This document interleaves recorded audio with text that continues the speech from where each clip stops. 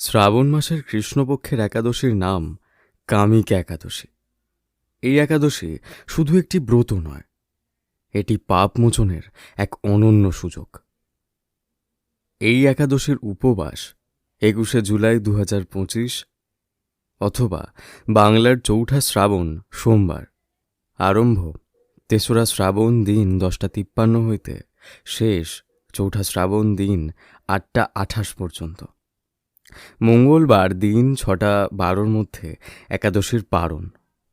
আচ্ছা, আপনারা কি জানেন এই একাদশীর মাহাত্ম্য কি? জানেন না? আসুন তবে জেনে নেওয়া যাক।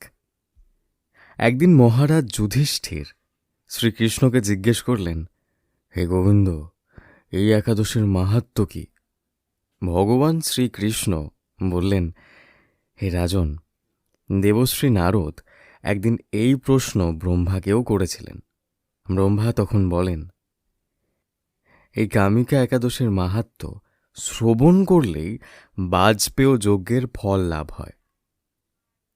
আর শ্রীহরির পূজা, তা গঙ্গা, কাশী, পুষ্কর তীর্থের দর্শনের থেকেও কোটি গুণ পুণ্য প্রদান করে। সমুদ্রদান, গাভীদান, এমনকি হাজার তপস্যার থেকেও বেশি ফলপ্রদ এই ব্রত।